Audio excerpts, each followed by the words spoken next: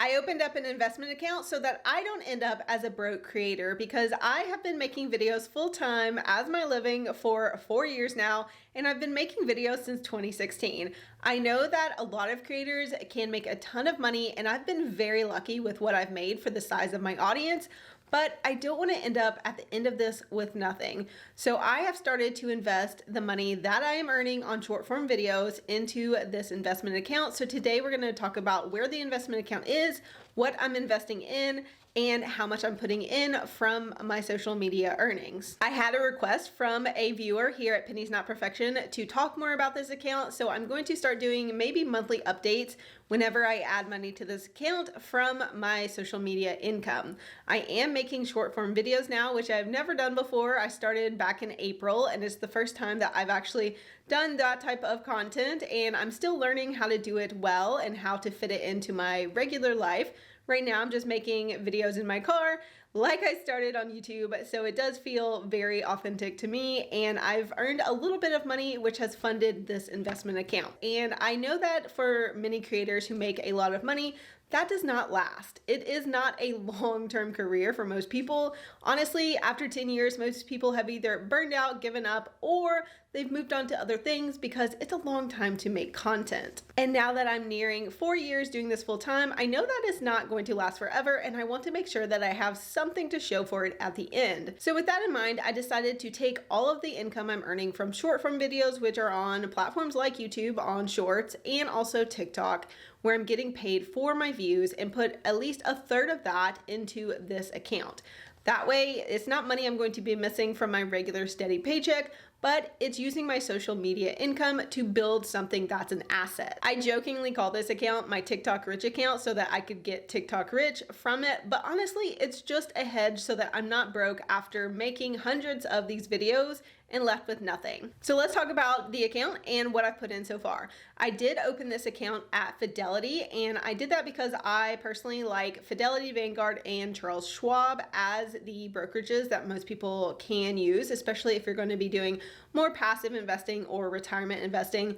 I love these accounts. I think they're the best options, and while you can use others, they are always the ones that I recommend as the top choices. So I did pick Fidelity, so that's what I chose as the brokerage to actually open my brokerage account at. And I chose Fidelity because they have a great app. They are very easy to use. They have low cost index funds, and they have great customer service. They also have a credit card that gives you 2% basically cash back that goes into your account, so you can fund it that way as well, which I personally think is awesome, and I might be taking advantage of that. So I am going to be using Fidelity for this account, and that is where I decided to land. So far, there's been 2 months of this kind of plan to put part of my social media earnings into an investment account.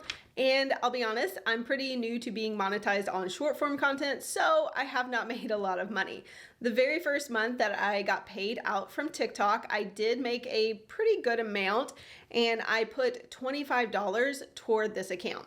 So I basically opened the account with $25, and it just goes to show that even if you've been investing for a long time, you can still sometimes start something small. And if you've never invested before, don't be afraid to start small. $25, $20 is fine. If that's all you have to invest, that's all you have to invest. It still counts, it still will add up, and it will still grow with the rest of your money that you continually add to it.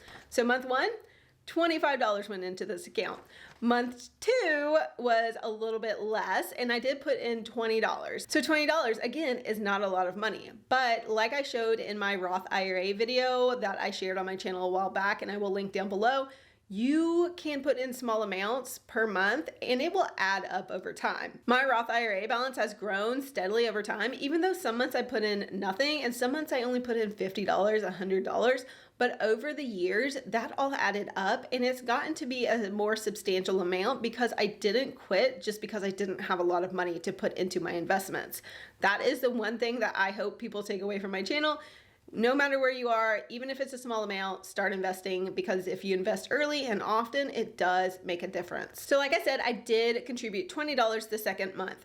And that means together, my contributions so far are $45. $45 is all I've put into this account. And currently the balance is $46.11. So I do have a little bit of an up on this account. Of course, it's gonna drop soon too. I'm sure after I make this video, it's going to drop down and be like $40. So with an investment account like this brokerage account, you put money in, you contribute to the account, but then you have to take that money that's inside of the account and purchase an investment. And inside of your account, you can purchase any investment that the brokerage puts available. So with Fidelity, there's tons of options.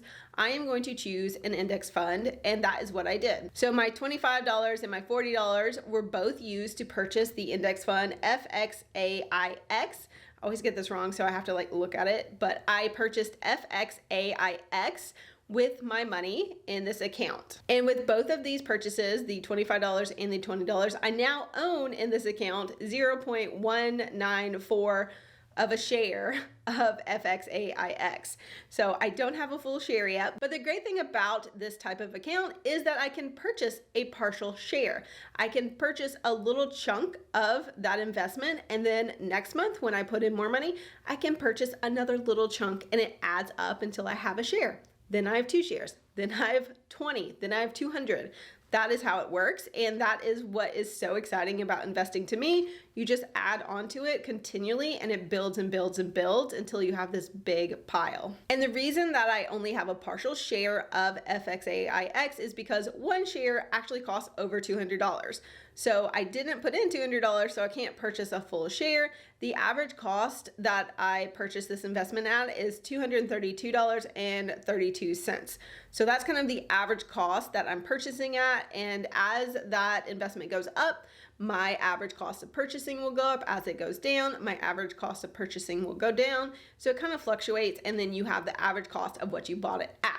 I decided to share that as well every single month when I make these updates, so that you guys can see that over time it averages out. Even if the investment's going up or down, you're buying at different times, so it kind of averages out, which is why you shouldn't be scared to buy high or buy low if you believe in the investment that you're purchasing. Of course, remember, I am not a financial advisor. I am not legally allowed to give you any advice, and I am not giving you advice because this is not a video sharing a stock that you should buy, an investment you should buy. This is just what I'm doing inside of my account, where I'm trying to stash away some of my money from earning money, talking about money on the internet. So that's my new investment account at Fidelity that I'm funding with social media income only, and I'm very excited about doing this. If you watch any of my short form videos, you will be contributing to this account, and I hope that they randomly will take off so that we can fund it more. So let's just focus on the future when we are able to add more to this account, and I will share updates as it grows and as we continue to invest. And so you can see what that looks like